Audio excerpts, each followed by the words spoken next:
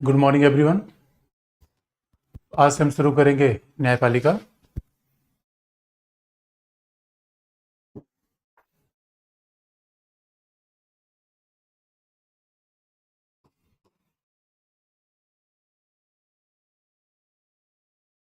Judiciary.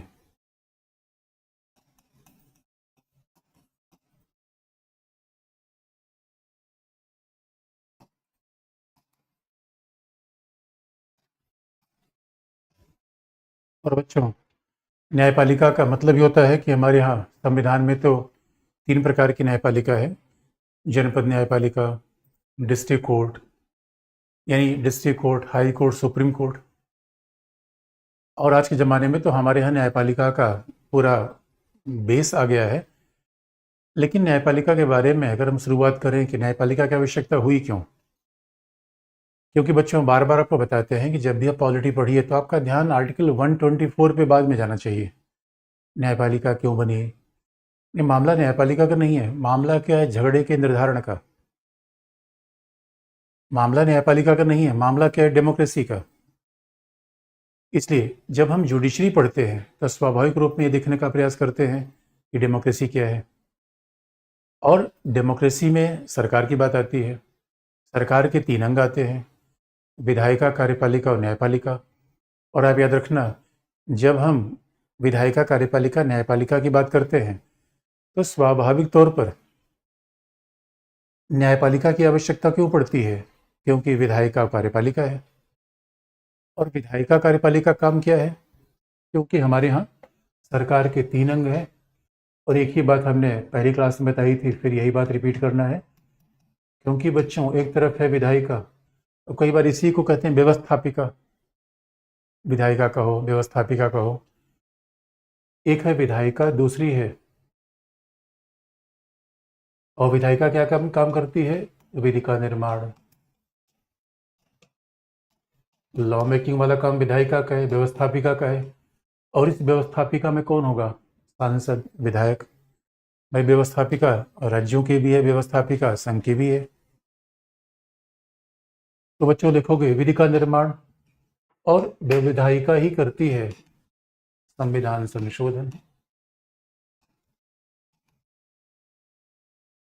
ये विधि का निर्माण भी करती है और संविधान का संशोधन भी करती है। अब बच्चों, अब कार्यपालिका क्या काम करती है?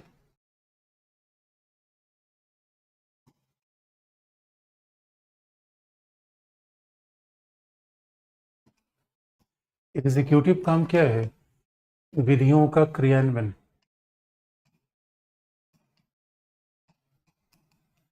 विधियों को लागू करना, ये एग्जीक्यूटिव काम है। नीति का निर्माण, अगर आपको याद होगा, यही मैंने पहली क्लास से शुरू किया था, पॉलिसी मेकिंग। इसलिए बच्चों, ये देखो, पूरा सिलेबस एक दूसरे से जुड़ा होता है। और सच मानो, न्यायपालिका में तो बड़ी सारी बातें फंडामेंटल राइट्स की रिपीट करेंगे। तो जो बातें आपने फंडामेंटल राइट्स में पढ़ रखी है, उसको न्यायपालिका में फिर रिपीट करेंगे।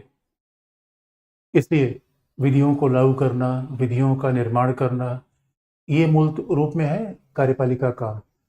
और कार्यपालिका का मतलब ही है मंत्रिमंडल। कार्यपालिका का मतलब आईएएस ऑफिसर। मंत्रिमंडल का मतलब है कि अस्थायी कार्यपालिका। आईएएस ऑफिसर का मतलब है स्थायी कार्यपालिका। तो हमारे यहाँ कार्यपालिका में मंत्रिमंडल, ऑफिसर सब आते हैं। विधायिका में विधानसभा के सदस्य, सांसद, ये सब किस में पार्ट आते हैं? विधायिका में। लेकिन बच्चों, अब इस बात को हम प्रैक्टिकल करके देखें कि न्यायपालिका की आवश्यकता क्यों होती है। क्योंकि यही खास है लोकतंत्र की बात। लोकतंत्र में सरकार का काम ही है झगड़े को, विवाद विवाद को हल करना। बच्चों को याद दिला दें, अगर हम विवाद को हल नहीं करेंगे तो फिर समाज में व्यवस्था कैसे बनेगी? आप कहोगे सर मेरे पास समाधान है, विवाद का ही खत्म खात्मा कर दिया जाए। तो बच्चों, ये आदर्श कल्पना है, व्यवहार में कभी हो नहीं पाई। इसीलिए हम विवाद के समाधान की संस्था में चाहिए। क्यों चाहिए बच्चों? देखिए, इसका एग्जाम्पल है, विधायिका ने भी बना दिया है कि निर्वाचन आयुक्तों की निर्वाचन आयुक्तों की सेवा शर्तों संबंधी विधि का निर्माण किया गया है। अभी निर्वाचन आयुक्तों की सेवा शर्तों संबंधी विधि का निर्माण किया गया है। अब सवाल है बच्चों, अब ये विधि का निर्माण तो कर दिया गया, लेकिन इस विधि को चुनौती दी गई न्यायालय में। दूसरी बात, आपने भी लेटेस्ट में देखा होगा, कार्यपालिका ने, मंत्रिमंडल ने कहा था कि भारत में चुनावों के खर्च के लिए इलेक्टोरल बॉन्ड का निर्माण किया गया। यानी अब चुनावी फंडिंग के लिए कोई व्यक्ति एक बॉन्ड खरीद सकता है और इलेक्टोरल बॉन्ड के माध्यम से अपना चंदा दे सकता है। ऐसा विचार हमने अपना लिया। अब सवाल है कि आयुक्तों की सेवा शर्तों से संबंधित विधि का निर्माण किया गया, और इतना ही नहीं, ईडब्ल्यूएस के रिजर्वेशन के लिए संविधान संशोधन किया गया और इलेक्टोरल बॉन्ड जारी किया गया। और कार्यपालिका तो समय समय पे तमाम पॉलिसी बनाती रहती है, और अब देखोगे अभी उत्तराखंड सरकार ने समान नागरिक संहिता अधिनियम बना दिया। इन सबको चुनौती दी गई न्यायालय में। ये बड़ा इंटरेस्टिंग पार्ट है। इसलिए न्यायालय विधायिका और कार्यपालिका दोनों के कार्यों पर निगरानी रखता है। यानी अगर आप इस बात को पूछें कि हमारे यहाँ न्यायालय की आवश्यकता क्यों हुई, तो बच्चों इस अभी न्यायपालिका के टॉपिक में जो बेसिक फैक्ट हैं वो भी आपको बता देंगे, लेकिन शुरुआत तो हमेशा कॉन्सेप्चुअल होती है। ऐसे ही लिखने में भूमिका का प्रयोग करते हैं, क्योंकि बार बार आपको याद दिलाते हैं कि संविधान पढ़ना केवल आर्टिकल नहीं है बच्चों। संविधान पढ़ना एक दर्शन है, एक फिलॉसफी है। और संविधान पढ़ना के दर्शन एक फिलॉसफी है, तो सवाल ये है कि न्यायपालिका काम किया क्या गया है, न्यायपालिका की आवश्यकता क्यों हुई? क्योंकि हमारे यहाँ लिखित संविधान है। लिखित संविधान की व्याख्या कौन करेगा? Who will interpret the written constitution?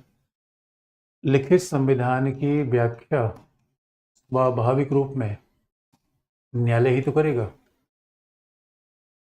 इसलिए अगर न्यायालय ना होगा तो आप जरा सोच के देखिए, लिखित संविधान की व्याख्या, अरे संविधान का मतलब है रूल रेगुलेशन। अगर लिखित संविधान की व्याख्या प्रधानमंत्री को दे दिया जाए तो समस्या है, अपने फेवर की बात करेगा। अगर सोच के देखिए, लिखित संविधान की व्याख्या हम किसको देते? ममता दीदी को दे दें और लफड़ा है, फिर भलवाची हो जाएगा। तो लिखित संविधान की व्याख्या न तो संघ सरकार को दिया जा सकता है, क्योंकि पॉलिटिकल बॉडी है। भाई प्रधानमंत्री एक पार्टी के मेंबर है, मुख्यमंत्री एक पार्टी का मेंबर है। ऐसी कंडीशन में हम लिखित संविधान की व्याख्या किसी पार्टी के सदस्य को दे नहीं सकते, संघ और राज्य को दे नहीं सकते। इसलिए ये व्याख्या हम किसको दें? इसलिए इसके लिए क्या किया गया? एक ऐसी संस्था बना दी गई जो कि न्यूट्रल होगी, पॉलिटिकल नहीं होगी, तटस्थ होगी, निष्पक्ष होगी। क्योंकि बच्चों अंपायर खिलाड़ी नहीं होना चाहिए। और अगर अंपायर खिलाड़ी होगा तो समझते हो लोग कि भाई अंपायर अगर खिलाड़ी हो जाएगा तब तो फेवर करेगा वो। और यही लोकतंत्र की बड़ी खास बात है कि हमारे यहाँ विधायिका और कार्यपालिका में मंत्री तो निर्वाचित होते हैं, विधायिका तो निर्वाचित होते हैं। लोकतंत्र में निर्वाचित संस्था पर रेगुलेशन, चेक एंड बैलेंस तो न्यायपालिका क्या करती है? नियंत्रण और संतुलन में रखती है। न्यायपालिका क्या करती है? अब लिखित संविधान की व्याख्या करेगी। न्यायपालिका संविधान की सर्वोच्चता की गारंटी देती है, सुप्रीमेसी ऑफ द कॉन्स्टिट्यूशन।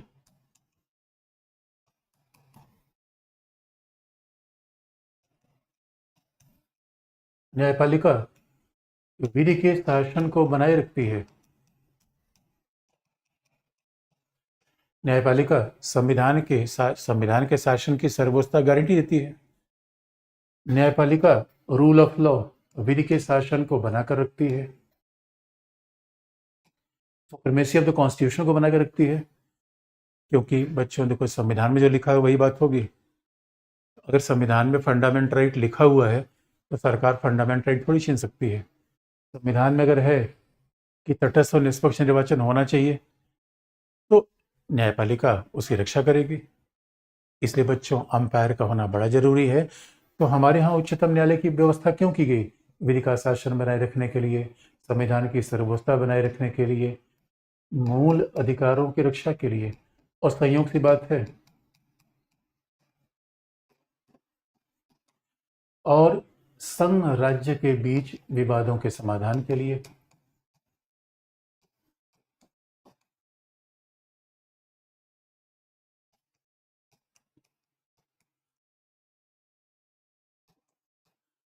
संघ और राज्य के बीच विवादों के समाधान के लिए हमने क्या बनाया है?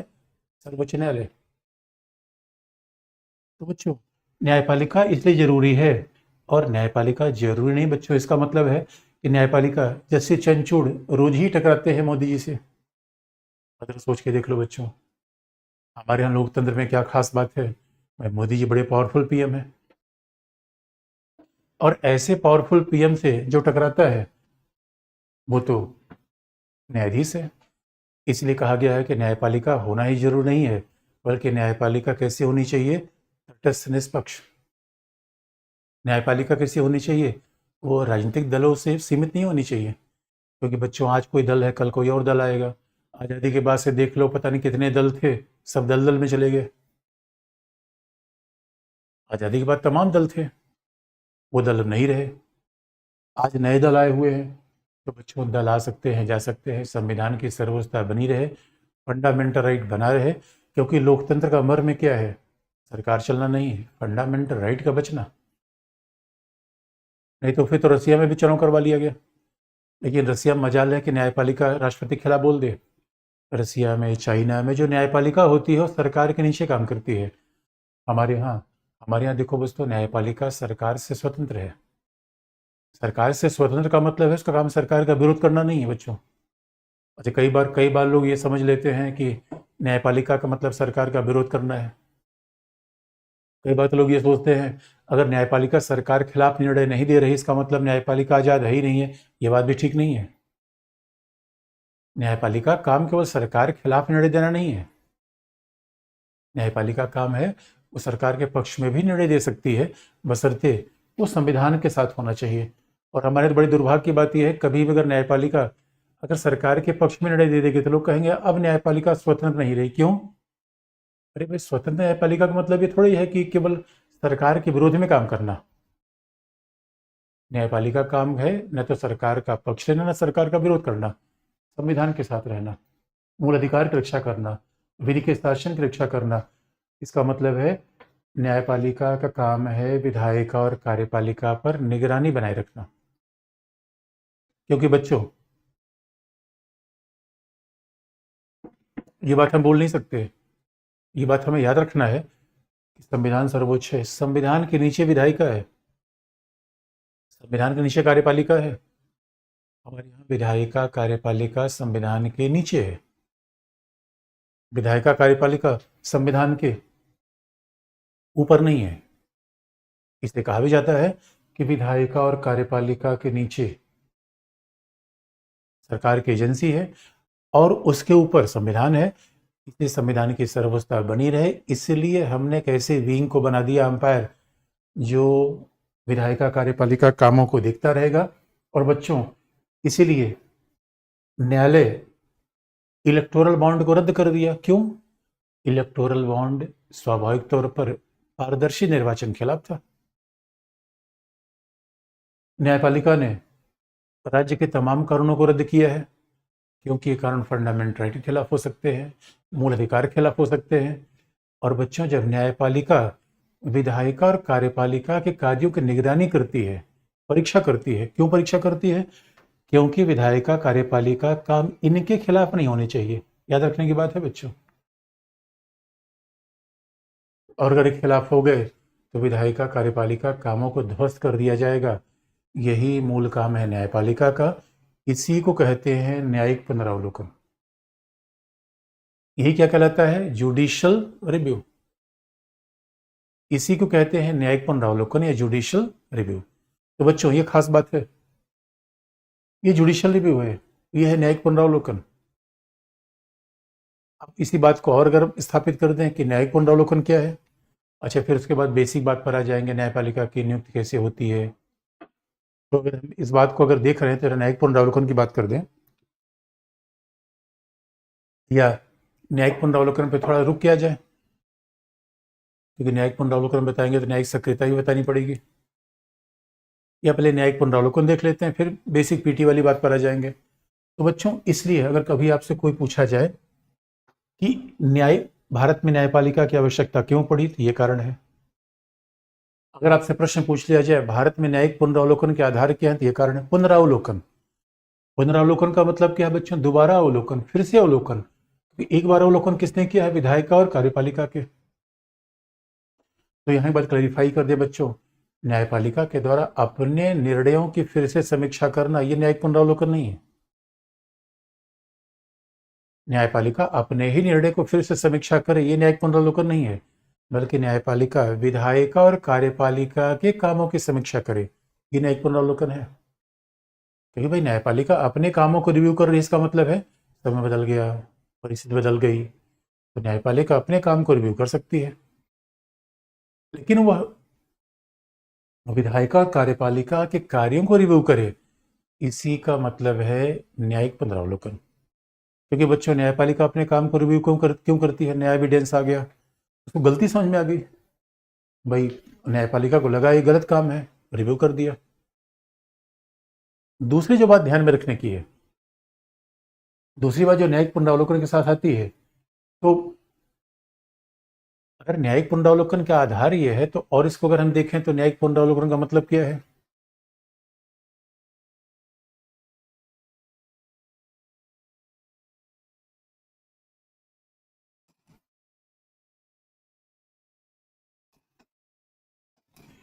इसलिए बच्चों, न्यायपालिका रोज ही विधायिका और कार्यपालिका से टकराती है, इसलिए तो न्यायपालिका को स्वतंत्र रखा गया, संविधान में स्वतंत्र रखा गया, जिससे दबाव उस पर न बन पाए।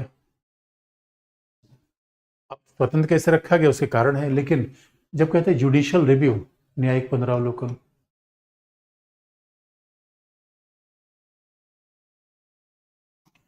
तो किसका पुनरावलोकन?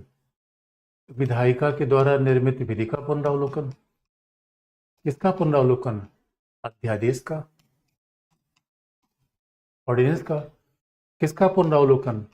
संविधान संशोधन का।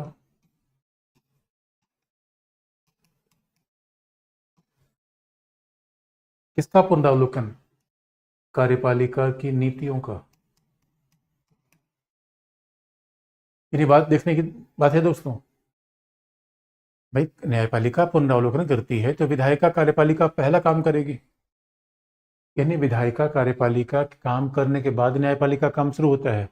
न्यायिक पुनरावलोकन में न्यायपालिका करती क्या है? विधि का पुनरावलोकन। अब विधि का मतलब है, विधि का मतलब क्या है भाई? अब मान लो कि पोस्ट ऑफिस विधेयक अभी फिर बन गया है अधिनियम में, इसका पुनरावलोकन हो सकता है। और विधि का मतलब है आईटी एक्ट वर्ष 2000, 2000 में आईटी एक्ट बना, इसके क्लॉज 66A को न्यायपालिका ने रद्द कर दिया। यही तो न्यायिक पुनरावलोकन है बच्चों। क्लॉज 66A को रद्द कर दिया, क्योंकि ये कहा गया कि ये निजता के अधिकार के खिलाफ है, ये निजता के अधिकार के खिलाफ है। दूसरी बात, और विधि के मामले में आप देखोगे तो न्यायपालिका ने तो कई, यानी कई विधियों को रद्द किया है पहले। तो विधि को रद्द किया, अध्यादेश को रद्द किया, किसको? बैंकों के राष्ट्रीयकरण के अध्यादेश को। यही तो न्यायिक पुनरावलोकन है बच्चों। न्यायपालिका ने आईटी एक्ट की धारा को रद्द कर दिया, बैंकों के राष्ट्रीयकरण के प्रावधान को रद्द कर दिया, ये न्यायिक पुनरावलोकन है। और संविधान संशोधन तो आप जानते हो कि 42nd अमेंडमेंट के कुछ पार्ट, 42nd अमेंडमेंट, उसके बाद संविधान संशोधन का मतलब है और किसको अमेंड किया? 42nd अमेंडमेंट को रद्द किया, उसके बाद लेटेस्ट में 99th अमेंडमेंट को रद्द कर दिया। यही तो पुनरावलोकन है। इसका मतलब है विधायिका कार्यपालिका के द्वारा किए गए काम। आप कहोगे सर रद्द करना ही पुनरावलोकन है? नहीं, अनुमति देना भी पुनरावलोकन है, स्वीकार करना भी पुनरावलोकन है। डीमोनेटाइजेशन को न्यायपालिका ने कहा संवैधानिक है। न्यायपालिका ने कहा कि सेंट्रल विस्टा का निर्माण जो दिल्ली में हो रहा था संवैधानिक है। लेकिन न्यायपालिका के पास कोई मामला जाएगा बिल्कुल, और न्यायपालिका के पास सारे मामले जाते क्यों हैं बच्चों? क्योंकि न्यायालय संविधान की व्याख्या करता है, वो तटस्थ संस्था है, वो पंचायत करती है, कुल मिला के सरपंच है। यानी घर में अगर मम्मी पापा के बीच झगड़ा हो जाए तो दादाजी सर्वोच्च न्यायालय है, दादाजी हल करेंगे इसे, ऐसे न्यायालय है। और नीतियों, इसका मतलब है स्पेक्ट्रम का आवंटन, आबकारी नीति,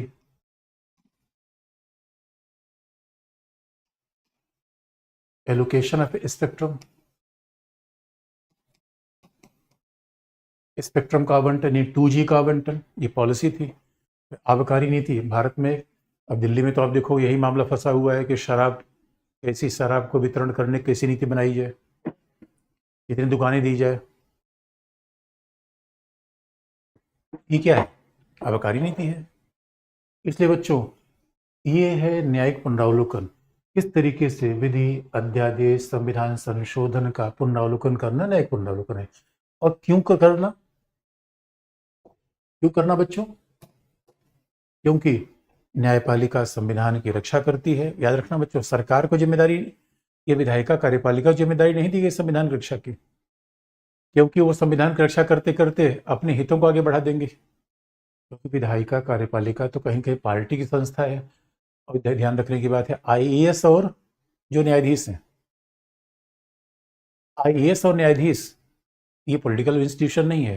लेकिन अब देखो, आईएएस सरकार का मातहत काम करता, आईएएस सर्वेंट है, न्यायाधीश सर्वेंट नहीं है। तो न्यायाधीश क्या है? न्यायमूर्ति। तो न्यायाधीश सेवक नहीं है बच्चों, वो सरपंच है, वो अंपायर है। यही न्यायिक पुनरावलोकन है। लेकिन अब सवाल है कि न्यायिक पुनरावलोकन न्यायिक सक्रियता में कैसे बदल गई, ये बात ध्यान में रखने की है। अब न्यायिक पुनरावलोकन है तो अब हम कहते हैं कि न्यायपालिका पुनरावलोकन करेगी, ठीक है। यानी विधायिका काम, विधायिका और कार्यपालिका कामों की समीक्षा करना। और समीक्षा क्यों करना है? कारण मैंने पिछली बार बता दिया, भाई फिर आपको याद दिला दे। न्यायपालिका विधायिका और कार्यपालिका कार्यों की समीक्षा क्यों करेगी? ये एक एग्जाम्पल है, ये एग्जाम्पल है। आप कहोगे बच्चों ये बताओ सर, ये न्यायिक सक्रियता कैसे हो गई? पुनरावलोकन तो ठीक है, रिव्यू तो ठीक है, सक्रिय न्यायपालिका कहाँ हो गई? उसका उदाहरण आपको बता दें बच्चों, सक्रिय कहाँ हो गई?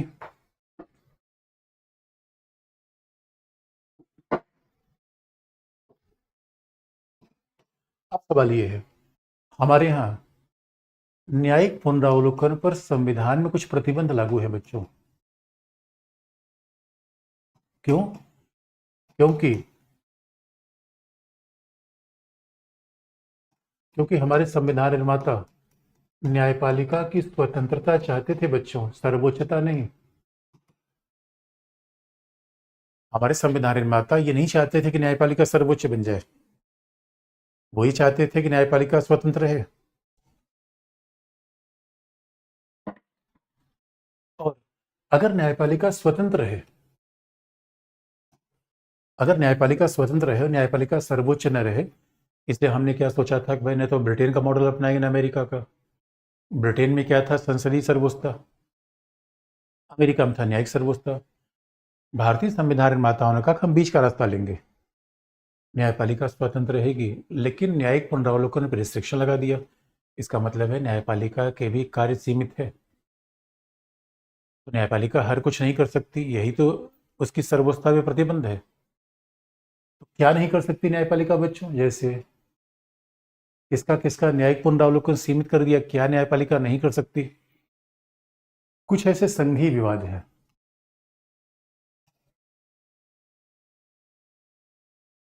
फेडरल डिस्प्यूट है, जैसे वित्त आयोग को दिए गए मामले, जैसे अंतर्राज्यीय जल विवाद,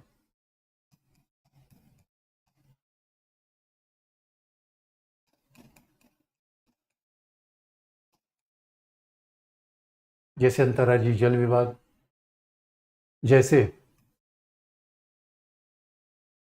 परिसीमन, चुनाव क्षेत्रों का परिसीमन, परिसीमन चाहे विधानसभा का हो, चाहे लोकसभा का हो, चाहे पंचायतों का हो, परिसीमन यानी चुनाव क्षेत्रों का परिसीमन, संघ राज्य के बीच वित्तीय लेन देन,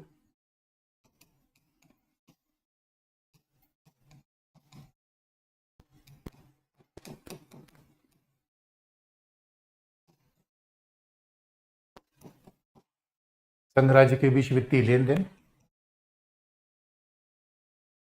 और एक खास बात है, संघ राज्य के बीच वित्तीय लेन देन के अलावा ये भी मामला होना चाहिए कि कुछ ऐसे विषय हैं जो संघ से संबंधित नहीं है, फिर भी न्यायपालिका के ऊपर सीमित शक्तियां हैं, जैसे कि सांसदों के विशेषाधिकार।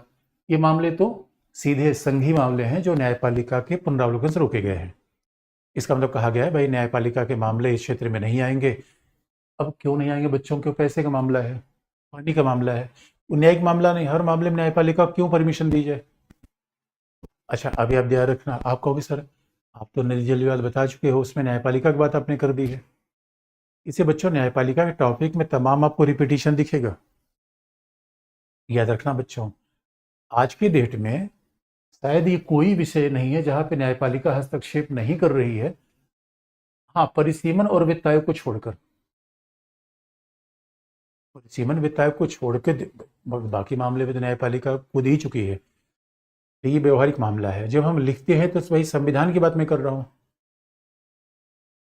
तो संविधान के निर्माता चाहते थे भाई यहाँ यहाँ न्यायपालिका की जरूरत नहीं है, क्योंकि मामले वैसे न्यायिक है नहीं, वैधानिक झगड़ा है नहीं, तो प्रशासन वित्त का मामला न्यायपालिका क्या करेगी? दूसरा मुद्दा, अब दूसरा मुद्दा बच्चों, कई ऐसे विषय हैं जो संघीय विवाद नहीं है, फिर भी न्यायपालिका के दायरे में वो नहीं आते। कई ऐसे विवाद हैं जो संघ के संबंध में है ही नहीं। जैसे कौन से ऐसे विवाद हैं जो संघीय नहीं है? तो बच्चों देखोगे, जो विवाद संघीय किस्म के नहीं है उसमें कौन सा है? मंत्रि परिषद द्वारा राष्ट्रपति को दी गई सलाह,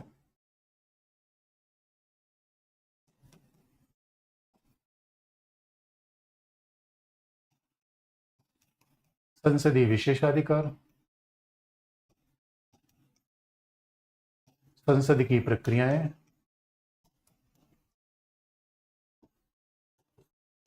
संसद की प्रक्रियाएं यानी संसद का संचालन। और ये भी आप देखोगे बच्चों, और न्यायपालिका कुछ मामले में हस्तक्षेप करने से बचती थी। जैसे आप देखोगे कि राज्यपाल, भाई हमारे संविधान में कहा गया अगर राष्ट्रपति राज्यपाल कोई काम करेगा न्यायालय के सामने उत्तरदायी नहीं होगा, तो न्यायिक पुनरावलोकन से हटाया तो गया है, यानी राष्ट्रपति राज्यपाल के काम। और आप देखोगे कि भाई सीधी सी बात है, अगर न्यायपालिका को न्यायिक पुनरावलोकन है तो अनुच्छेद 368 में संसद को संविधान संशोधन की शक्ति भी है। ये सारे प्रतिबंध दिखाते हैं बच्चों कि हमारे यहाँ न्यायिक सर्वोच्चता नहीं है, बल्कि न्यायपालिका पे प्रतिबंध है। उसके अलावा मैंने आपको बता दिया कि भाई राष्ट्रपति राज्यपाल के द्वारा किए गए काम, तो अनुच्छेद 356 राज्यपाल का काम, ये तो न्यायिक पुनरावलोकन के बाहर है। और इसके अलावा ये भी आपको याद दिला दे कि संविधान संशोधन अनुच्छेद वही संसद की विशेष शक्ति है जिस पर हस्तक्षेप करने से न्यायपालिका बचती थी। लेकिन बच्चों, न्यायपालिका ने धीरे धीरे अपना विस्तार करना शुरू कर दिया। इसलिए हम कहते हैं कि भारत में न्यायपालिका स्वतंत्र है। और इसका एग्जाम्पल क्या दोगे बच्चों? भारत में न्यायपालिका स्वतंत्र है लेकिन सर्वोच्च नहीं है। और अभी ऐसा झगड़ा हो रहा है कि ना भाई, जो आपने ब्रेकर लगा रखा है बच्चों, न्यायपालिका के रास्ते में जो ब्रेकर लगाया गया है उसे तो न्यायपालिका ने उखाड़ के फेंक दिया। यानी कुल मिला के आज की डेट में तो न्यायपालिका के सामने कुछ बचा ही नहीं, क्योंकि बच्चों अरुण जेटली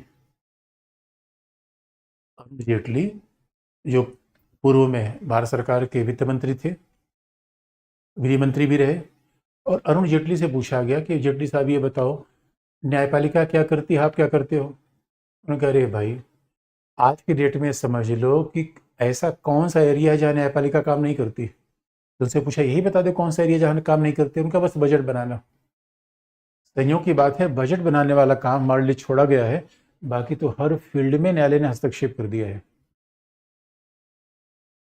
न्यायालय का तो हर फील्ड में हस्तक्षेप है। अब ये बात अपने आप इंटरेस्टिंग है कि क्या न्यायालय हर फील्ड में आगे बढ़ गई है? अब कैसे आगे बढ़ गई है, इसका यही तो न्यायिक सक्रियता का विवाद यहीं से जन्म होता है। लेकिन न्यायपालिका सर्वोच्च नहीं है, इसका एग्जाम्पल ये है।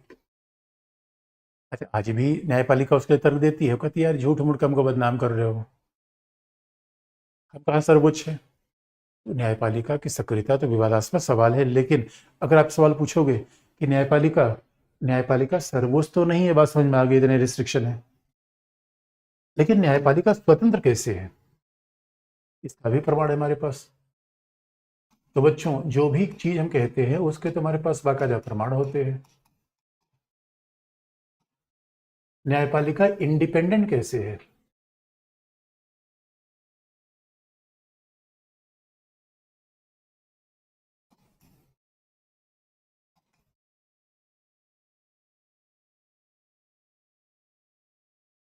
न्यायपालिका स्वतंत्र कैसे है, इंडिपेंडेंट कैसे है, ये बात तो इंटरेस्टिंग है। और बच्चों, न्यायपालिका इंडिपेंडेंट कैसे है? क्योंकि उच्चतम न्यायालय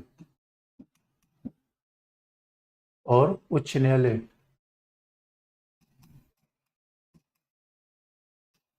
उच्चतम न्यायालय उच्च न्यायालय के न्यायाधीशों की नियुक्ति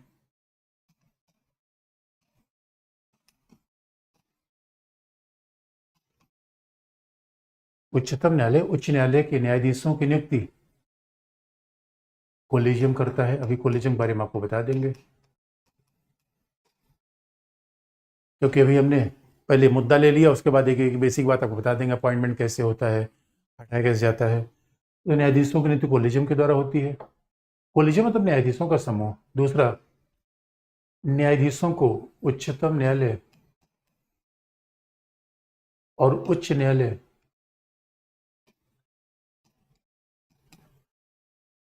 के न्यायाधीशों को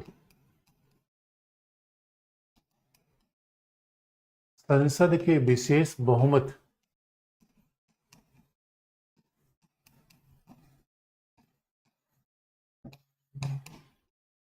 उच्चतम न्यायालय उच्च न्यायालय के न्यायाधीशों को संसद के विशेष बहुमत के आधार पर ही उन्हें पद से हटाया जा सकता है। तो संसद के विशेष बहुमत के आधार पर उन्हें पद से हटाया जाएगा, और संसद जब विशेष बहुमत से प्रस्ताव पारित कर देगी तब उसे राष्ट्रपति अपने पद से हटा देगा। तो विशेष बहुमत से हटाया जाएगा, इसका मतलब है कार्यपालिका चाह के भी किसी न्यायाधीश को मनमानी तौर पर नहीं हटा सकती। कार्यपालिका चाह के भी किसी न्यायाधीश को मनमानी तौर पर नहीं हटा सकती। यही तो स्वतंत्र न्यायालय है भाई। इसका मतलब आप ये समझ लो बच्चों, कभी न्यायपालिका की स्वतंत्रता का महत्व जानना चाहो तो कभी आईएएस ऑफिसर से मिलो। एक एक आईएएस ऑफिसर है जिनका पूरे करियर में 40-40 बार ट्रांसफर कर दिया गया। 40 साल की नौकरी में 40 बार ट्रांसफर, इसका मतलब उन्हें एक साल भी कहीं रहने नहीं दिया गया। लेकिन उच्चतम न्यायालय के जज का तो आप कुछ कर ही नहीं सकते। उच्च न्यायालय के जज का ट्रांसफर भी कोलिजियम करती है, इसलिए ट्रांसफर पर भी सरकार कंट्रोल है। उच्च न्यायालय के जज को ट्रांसफर किया जा सकता है, उसमें भी कोलिजियम का बड़ा हस्तक्षेप है, सरकार की नहीं चल पाती। और बच्चों, अपॉइंटमेंट में भी सरकार की नहीं चल पाती। वेतन भत्ता आप कम नहीं कर सकते। न्यायाधीशों को मान लो कि अब जरा कल्पना करके देखो, न्यायाधीशों को रोज ही बोलना पड़ता है सरकार के खिलाफ। और याद रखना बच्चों, सरकार के खिलाफ बोलने का परिणाम तो आप जानते हो। अरे भाई, डीएम साहब के खिलाफ बोल दोगे तो डीएम साहब रहने देंगे? डीएम सीएम पीएम के खिलाफ बोलना कितना खतरनाक है, और न्यायाधीश इन्हीं के खिलाफ बोलता है। अभी तो एक न्यायाधीश महोदय थे, बाबा रामदेव पर उखड़ गए। अब जरा सोचो बच्चों, बाबा रामदेव इतने पावरफुल आदमी जिसकी 1000 करोड़ की कंपनी चल रही हो, 1000 तो मैंने कम बताया बच्चों, मतलब 10,000 मान लो, उसको न्यायपालिका ने ठांस दिया भी। तो न्यायपालिका काम ही होता है पावरफुल लोगों से पंगा लेना। इसका इसका मतलब है कि और अगर पावरफुल लोग चाह भी ले, कुछ नहीं कर सकते न्यायालय। क्यों? पद से हटा नहीं सकते। उच्चतम न्यायालय उच्च न्यायालय के वेतन भत्ते संचित निधि पर भारित होते हैं।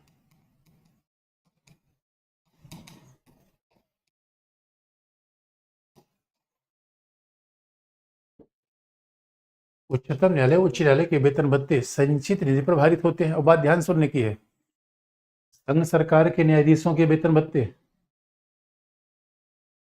भारत की संचित निधि भारित होती है, जबकि राज्य सरकार उच्च न्यायालय के न्यायाधीशों के वेतन और भत्ते राज्य की संचित निधि पर भारित होती है। बच्चों ये सब बातें बेसिक रूप में सुननी चाहिए। कई बार बार देखिए क्लास में कई बार बच्चे चैटिंग करते रहते हैं, वो सुनते नहीं, तो देखो पीटी में सवाल गड़बड़ा जाएगा आपका। क्योंकि अगर मैं बेसिक बात जहाँ फोकस कर रहा हूँ आप ध्यान नहीं दे रहे हो, क्योंकि आपको महत्व नहीं समझ में आ रहा है। आप अगर चैटिंग करते रहोगे तो बच्चों बात गड़बड़ा जाएगी। इसलिए वेतन भत्ते भारत की संचित निधि पर भारित होते हैं, लेकिन उच्च न्यायालय के वेतन भत्ते किस पे? राज्य की संचित निधि पे। उच्चतम न्यायालय के वेतन भत्ते संघ पर, लेकिन पेंशन पेंशन देती है संघ सरकार। क्योंकि उच्च न्यायालय का भी न्यायाधीश रिटायर्ड हो जाएगा, संघ सरकार पेंशन देगी, और उच्चतम न्यायालय को पेंशन देगी संघ सरकार। तो न्यायाधीशों के वेतन भत्ते आप कम नहीं कर सकते। भाई संचित निधि पर भारित होने का मतलब यही तो है बच्चों, मैंने बजट में बताया था, जिसके वेतन भत्ते संचित निधि पर भारित होंगे उसके वेतन भत्तों में आप कटौती नहीं कर सकते। संसद नहीं कर सकती, बाकी तो आप छोड़ दो। आप कहोगे सर आपातकाल में, अरे तो आपातकाल बच्चों सामान्य परिस्थिति थोड़े है। अब आपातकाल का मतलब है बच्चों के भूकंप आ जाए फिर तो कंडीशन बदल जाएगी ना। कोविड 19 के दौरान तो कुछ रेल भी बंद हो गई, अन्यथा हमारे रेल थोड़ी बंद होती है। आपातकाल वाली बात तो एक्सेप्शन होती है। उसके अलावा क्या है बच्चों, हमारे यहाँ न्यायाधीशों के आचरण के विरुद्ध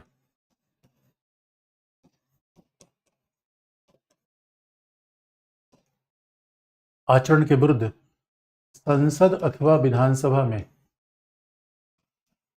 कोई टिप्पणी नहीं की जाएगी।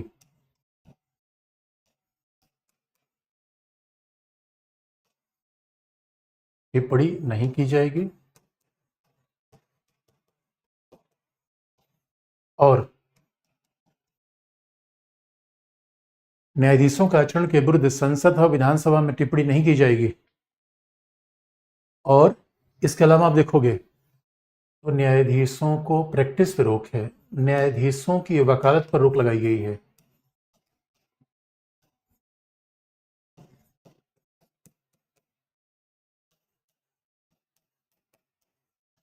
न्यायाधीशों की वकालत पर रोक है।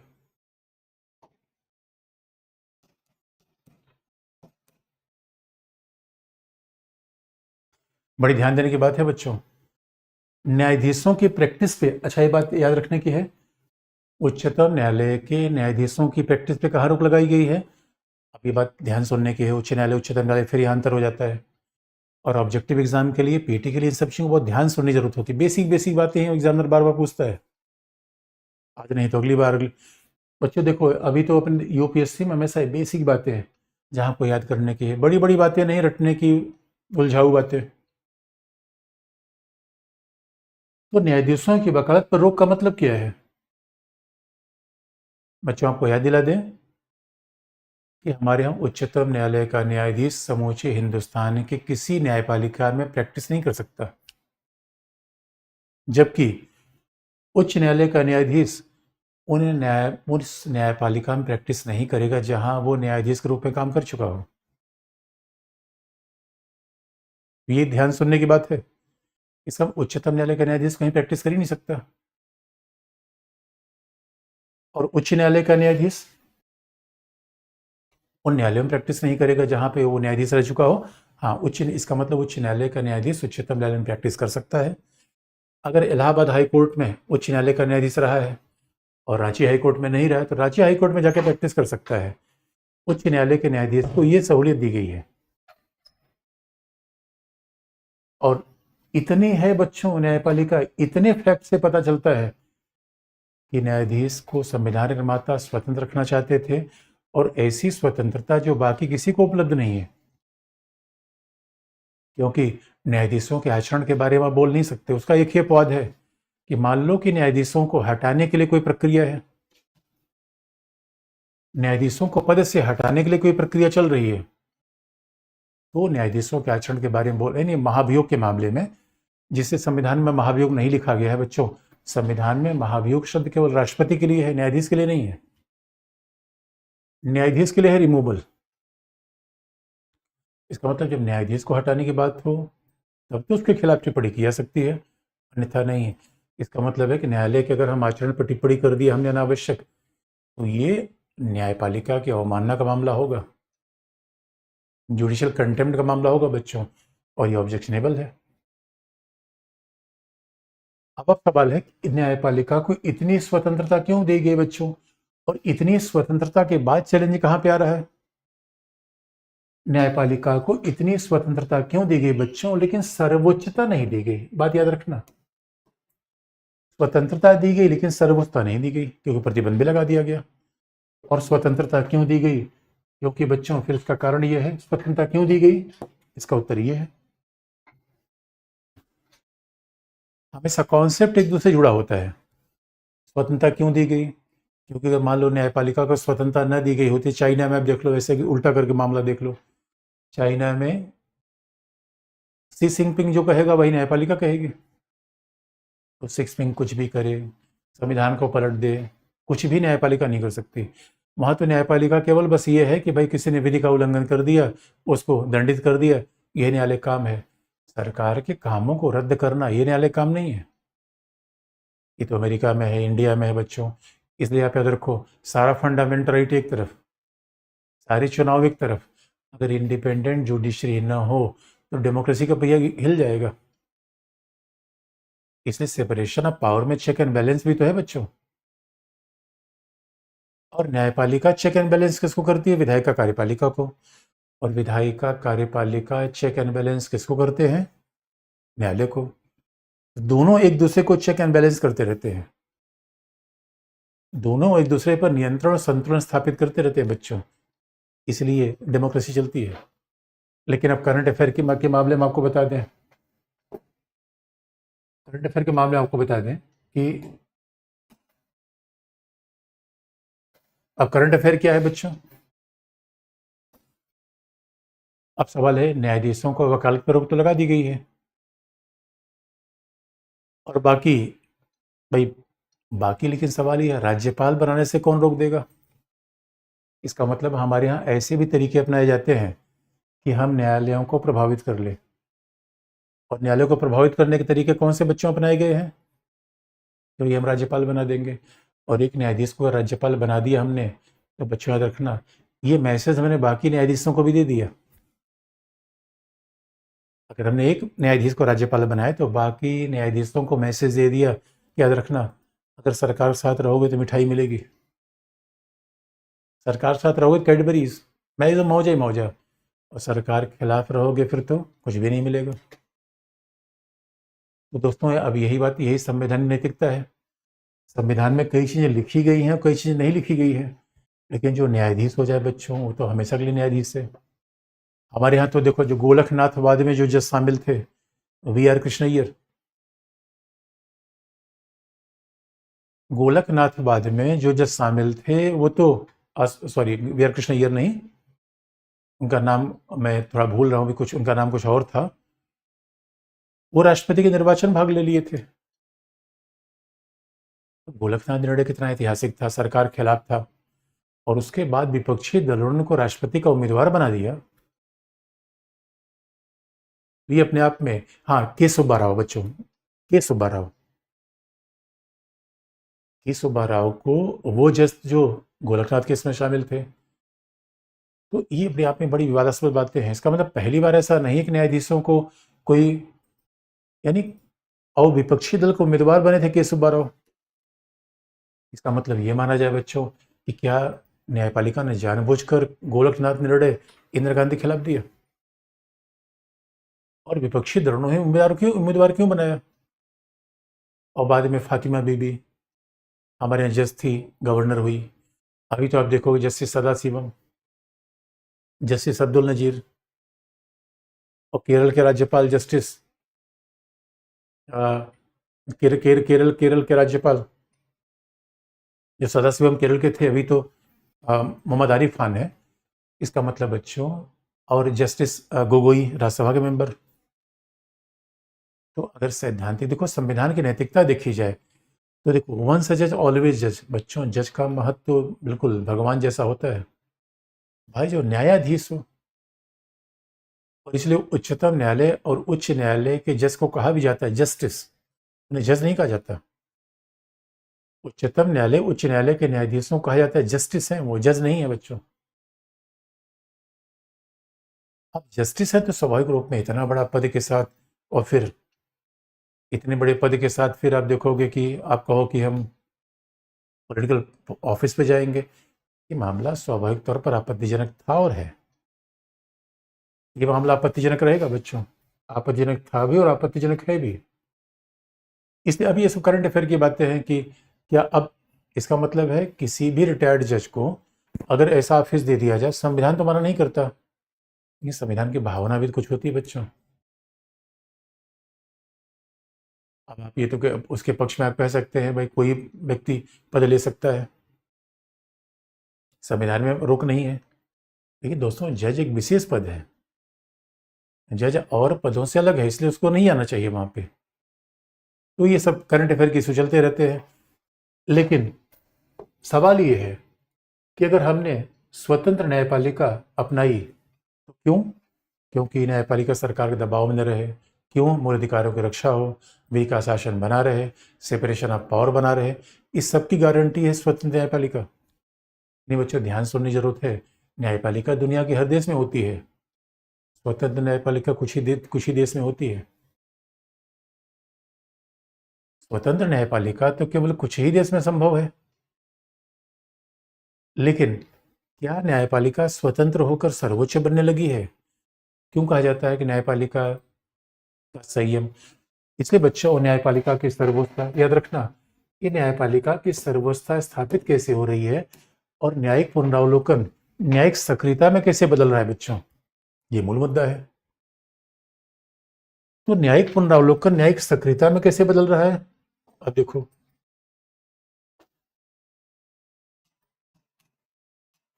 जब कहते हैं जुडिशियल एक्टिविज्म, न्यायिक सक्रियता,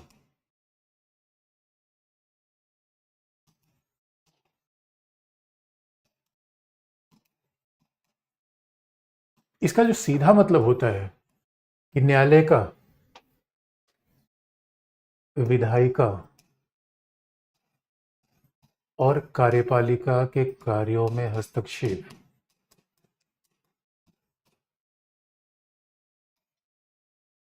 जब न्यायपालिका विधायिका और कार्यपालिका के कामों में हस्तक्षेप करना शुरू कर दे तब न्यायिक सक्रियता होगी। ये बात अलग है कि न्यायपालिका ने कभी ये नहीं माना, आलोचक तो यही कहते हैं। आप कहोगे सर कहाँ ऐसा हस्तक्षेप कर दिया? अब सवाल है कि आधारभूत ढांचे का सिद्धांत दे दिया, अब उससे संविधान संशोधन पर रोक लगा दी, भाई अनुच्छेद 368 को रोक दिया। अब इसे क्या कहा जाए?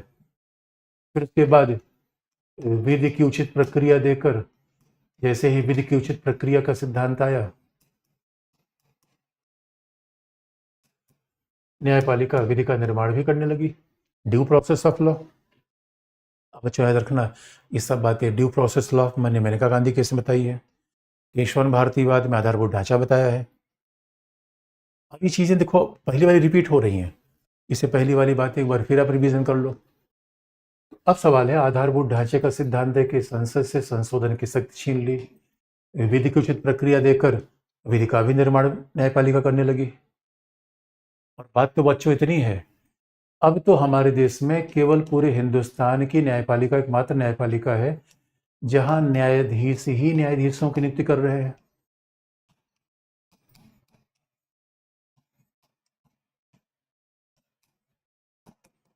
ये हमारी न्यायपालिका एकमात्र ऐसी न्यायपालिका है जहां न्यायाधीश ही न्यायाधीशों की नियुक्ति कर रहे हैं, जहां न्यायाधीश ही न्यायाधीश बना रहे हैं। कमाल की बात है यार, ऐसा दुनिया में कहीं नहीं हो रहा है। एक कोलिजियम के द्वारा हो रहा है जो आगे हम देख लेंगे आपको। और इतना ही नहीं, आजकल तो न्यायपालिका ये भी कह रही है कि इसका मतलब है न्यायपालिका आजकल नीट के एग्ज़ाम कैसे होने चाहिए, उसमें भी नीट की परीक्षा में कैसे शुद्धता रोकी जाए, शुद्धता बनाई रखी जाए। उसके बाद न्यायपालिका ये भी देख रही है कि कैसे पर्यावरण की रक्षा की जाए, कैसे चुनाव सुधार किया जाए, कैसे प्रशासनिक सुधार किया जाए। तो भाई ये सब तो प्रशासनिक विषय है, चुनाव सुधार, प्रशासनिक सुधार, एडमिनिस्ट्रेटिव रिफॉर्म। इसलिए कुछ लोग कह रहे हैं भैया न्यायपालिका तो पॉलिसी मेकिंग में नहीं, न्यायपालिका कार्यपालिका कामों में हस्तक्षेप कर रही है, विधायिका कामों में हस्तक्षेप कर रही है। इसी को लोगों ने क्या कहा, न्यायिक सक्रियता। इसका मतलब इसे तो कोई स्पीकर काम में भी न्यायपालिका हस्तक्षेप कर रही है, संसदीय विशेषाधिकार में हस्तक्षेप कर रही है। आप कहोगे सर ये हस्तक्षेप कहाँ कर रही है, ये तो विवाद हुआ तब न्यायपालिका तो जाएगी। अब दोस्तों ये तो विवाद का विषय कहा जाता है, न्यायपालिका से पूछा जाता है भाई ये बताओ तुम हस्तक्षेप कर रहे हो, न्यायपालिका ने कहा किसने कहा, बिल्कुल नहीं। हमने कहा देखो भाई ये तो उसी लोग तो कह रहे हैं। और कार्यपालिका कहते ना भाई हस्तक्षेप नहीं, कुछ ज्यादा हस्तक्षेप कर रहे हैं, ये तो ओवर रीच कर रहे हैं। इनसे पूछा था क्यों ओवर रीच कर रहे हो भाई। अब सवाल ये है, न्यायपालिका कह रही है अपना काम कर रहे हैं, तो न्यायपालिका से पूछा करे भाई अपना काम क्या कर रहे हो, पहले आधारभूत ढांचा नहीं दिया, विधिक उचित प्रक्रिया पहले नहीं बनाया, कोलिजियम पहली बार नहीं बनाया, ये सब चेंज करते जा रहे हो। तो न्यायपालिका कहते रहे भाई संविधान की व्याख्या कैसे होगी, परिस्थितियां बदलेंगी तभी संविधान की व्याख्या होगी। इसलिए बच्चों न्यायिक सक्रियता का मतलब तो ये है, लेकिन न्यायपालिका कहती है सक्रियता नहीं हमारा मूल काम है, कार्यपालिका कहती सक्रियता है। अब सवाल है कि ये सक्रियता है तो भारतीय लोकतंत्र पर क्या फायदा है, क्या अच्छा है, इसको हम जरा अगले बात देखें। लेकिन तब तक बच्चों को सवाल पूछ लो आप। अब अगर ये सक्रियता है तो भारतीय लोकतंत्र पे क्या फायदा हो रहा है, घाटा हो रहा है तो न्यायिक सक्रियता से। लेकिन उसके पहले बच्चे जरा सवाल पूछ लो, ऑन कर दो।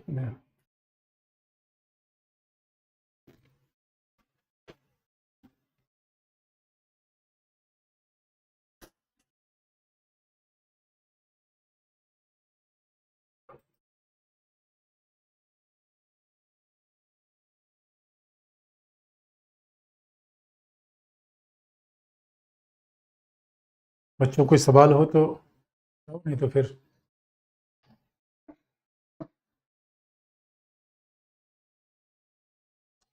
किसी भी जुडिशरी विधान क्या होता है अरे मेरे बच्चों, यानी देखो विधि की उचित प्रक्रिया के द्वारा क्या कहा, अब न्यायपालिका ये भी कहने लगे कि विधि कैसी होनी चाहिए कैसी नहीं होनी चाहिए, इसी को न्यायिक विधान कह दिया गया है। न्यायपालिका विधि के निर्माण में हस्तक्षेप कर रही है। और बच्चों यही मामला तो आया, न्यायपालिका ने कहा कि मैरिटल रेप को जोड़ दिया जाए लॉ में, यानी मैरिटल रेप मतलब वैवाहिक बलात्कार को जोड़ दिया जाए। तो ये तो ये न्यायिक विधान के एग्जाम्पल है भाई, जो कि किसी बच्चे ने कोलिजियम क्या है बच्चों ये कल बताएंगे, कोलिजियम बारे में चिंता मत करो। अच्छा किसी में अभी जो पढ़े इसमें कोई डाउट नहीं, कोई बात नहीं है। अब किसी नोट्स पर, अच्छा जुडिशियल विधान क्या होता है, हाई कोर्ट के जज को संसद हटाएगी या विधानसभा। अरे मेरे बच्चों हाई कोर्ट के जज को भी संसद हटाएगी, राष्ट्रपति अपॉइंट भी करेगा, संसद हटाएगी बच्चों, यानी यहाँ विधानसभा की भूमिका नहीं दी गई है। ऊपर जब देखो क्या बच्चों ने क्या है, सुनिए सुनिए ऊपर देखो न्यायिक नीचे थोड़ा सा, चुनावी बॉन्ड क्या है। अच्छा इधर नीचे चुनावी बॉन्ड क्या है बच्चों, अरे चुनाव के हमने बताया भी है कई बार, चुनाव चंदा देने के लिए से हम बॉन्ड क्या करते हैं, बॉन्ड खरीदते हैं दोस्तों LIC का, कहीं पे शेयर, वैसे हम बॉन्ड खरीद के हम क्या करते हैं पैसा पार्टी को दे देते हैं, उसी को बॉन्ड कहते हैं। किसी बच्चे ने कहा कि मुझे कोई डाउट नहीं होता, अरे मेरे बच्चों डाउट अगर ध्यान सुनो डाउट होना भी नहीं चाहिए, अगर किसी को डाउट नहीं हो रहा है ये सबसे अच्छी बात है। वो डाउट दोस्तों पढ़ाने के बाद डाउट हो जाए तो होना ही नहीं चाहिए। एक बार बस बरसते आप पढ़ के आओ, ध्यान से सुनो बात को, क्योंकि बच्चों देखो अब किसी बच्चे ने पूछा विधि की उचित प्रक्रिया, मेरे पुत्र याद रखना मानेका गांधी केस में हमने सब बता दिया है, माने को उसको देख फिर से एक बार पढ़ लेना। सर नोट्स बनाए तो क्या पढ़े हम? अरे मेरे बच्चों, हमने कितनी बार कह दिया, जो ये सब नोट्स ही तो है, इसी अगर साथ साथ बस लिखते चलो तो नोट्स अपने आप बन गया। नोटा पर वोट डालने पर वोट किसके पास जाता है? नोटा पर वोट डालने पर दोस्तों वोट किसी के पास नहीं जाता, वोट का कोई वैल्यू नहीं है। और यही बड़ा विवाद हुआ है। नोटा की अगर मान लो नोटा का वोट सबसे ज़्यादा किसी को मिल जाए, तब भी वही आदमी जीतेगा जो दूसरे स्थान पर आया है। किसी का प्रैक्टिस में वकालत, बच्चे वकालत, वकील के रूप में कार्य करना, ये प्रैक्टिस होती है मेरे बच्चे। किसी बच्चे ने कहा परिसीमन, अरे परिसीमन मतलब बच्चों विधानसभा लोकसभा की बाउंड्री तय करना, ये परिसीमन हमने संसद में बताया भी था। और परिसीमन का मतलब है कि बच्चों आपका जो लोकसभा, यहाँ जितने बच्चे हैं सबके लोकसभा और विधानसभा की बाउंड्री है, उसी को सीमित करना क्या है? परिसीमन। सर प्रेसिडेंट वर्सेस जुडिशरी, अरे मेरे बच्चों देखो अब ऐसा नहीं हम कह रहे हैं कि प्रेसिडेंट वर्स, अब ये पूछ रहे हो सूरज चंद्रमा में कौन बड़ा है कौन छोटा है, तो हर जगह ऐसा कंपेरिजन करना ठीक नहीं है। आर्टिकल 7 क्या बचा? आर्टिकल 17 जनपद न्यायालय क्या होता है? अरे मैं, और देखो मुझे जनपद न्यायालय क्या है? जो सबसे छोटा न्यायालय है, जो आपके डिस्ट्रिक्ट में होता है। और वो क्या काम करता है? अभी देखो सुप्रीम कोर्ट हाई कोर्ट के अलग अलग पावर बता देंगे बच्चों। सुप्रीम कोर्ट के हाई कोर्ट का अलग, अभी तो हमने एक न्याय पुनरावलोकन न्यायिक सक्रियता यहाँ शुरू किया है। सुप्रीम कोर्ट हाई कोर्ट इन सब की बातें अलग से आपको बताएंगे। परिसीमन हमने बता दिया बच्चे। अजय याद रखो, जो आपका चुनाव जो जहां आप रहते होगे, जो उसकी सीमा, भाई लोकसभा क्षेत्र होगा विधानसभा, उसकी सीमा निर्धारित करना ही परिसीमन है, यानी सीमा बना देना बच्चों। आर्टिकल 17 क्या लिखा है? आर्टिकल 70 ऑल्सो प्रोहिबिटेड, नहीं बच्चों, आर्टिकल 17 कैसे प्रोहिबिटेड होगी भाई? ऐसा प्रोहिबिट नहीं हो सकता। किसी कोलिजम क्या है आपको बता देंगे। न्याय की संगतता क्या है? अब मेरे दोस्तों न्याय की संगतता क्या पूछना, जो इंग्लिश में शब्द बता दो मेरे बच्चे। किसी बच्चे का अपने हैंड रिटन नोट दे दीजिए। अरे मेरे बच्चों यही तो हैंड रिटन, मैंने कुछ लिख के थोड़े रखा है कि हर क्लास में नोट्स बदल जाता है हमारा। सर क्लास का टाइम बढ़ा दीजिए सर के विद क्या क्या कह रखे मतलब क्या लिखा है बच्चे ने? ड्यू प्रोसेस ऑफ लॉ और नेचुरल जस्टिस सेम है। हाँ मेरे दोस्तों सेम मान लो, ड्यू प्रोसेस ऑफ लॉ और नेचुरल जस्टिस एक ही है। अच्छा मेरे बच्चों ऑफलाइन वाला क्लास होने, मैं क्लास का टाइम बढ़ा दूंगा। ऑनलाइन में थोड़ा क्लास का टाइम बढ़ाने में कई बच्चों को दिक्कत आ जाती है।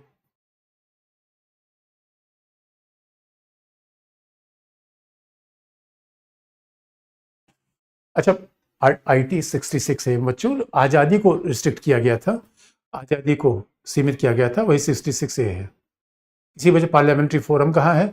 अरे पार्लियामेंट्री फोरम का मतलब है वो पार्लियामेंट का एक इंस्टीट्यूशन है जो बाकायदा ये देखता है कि सांसदों को इससे सुविधाएं मिले जिससे वो अपना संसद में काम अच्छे तरीके से कर पाए और प्रश्न पूछ पाए। अच्छा ठीक है बच्चों, फिर भारतीय संविधान समावेशता पुरुषों, अच्छा अरे भाई अब देखो अभी तो इस सही बात है कि भारतीय न्यायपालिका में थोड़ा पुरुषों का प्रभाव ज़्यादा है, पुरुषों का प्रभाव ज़्यादा है, लेकिन धीरे धीरे चेंज हो रहा है, चिंता मत करो। किसी वजह 2G का आवंटन क्या? अरे मेरे बच्चे 2G स्पेक्ट्रम, जैसे टेलीफोन वगैरह चलता है, जैसे कि सेटेलाइट वगैरह चलती है, जिससे कि टेलीफोन वगैरह चलता है, उसी के सिस्टम को, उसी टेक्नोलॉजी को आवंटित किया गया था, उसे 2G कहते हैं। अबू आगे बढ़ो, क्या बच्चे ने पूछा आज? ऊपर जरा पूछो। आज जो नोट पर क्या न्यायालय संसद के मामले में हस्तक्षेप कर सकता है? अरे मैं संसद के द्वारा निर्मित विधि में बच्चों, प्रक्रिया में नहीं। अब न्यायालय ये नहीं कहेगा संसद को प्रश्नकाल इतने बजे रखो, ये तो मैंने संसद बता रखा है। लेकिन न्यायालय अवैधानिक कारणों को रद्द कर सकता है। किसी बच्चे में पूर्ण अवलोकन क्या है? अरे मेरे बच्चों वही फिर से अवलोकन करना, फिर से देखना। लेकिन न्यायिक सक्रियता पर क्या समस्या है? न्यायपालिका कार्यपालिका काम करने के बजाय न्यायपालिका ही काम करने में आगे आगे आ गई है। तो ठीक है बच्चों, बाकी कल इसी बात को हम कल आगे बढ़ा देंगे कि न्यायिक सक्रियता का लोकतंत्र पर क्या फर्क पड़ा, और फिर उसके बाद उच्चतम न्यायालय उच्च न्यायालय पर बेसिक बातें पर आएंगे। ठीक है बच्चों, थैंक यू।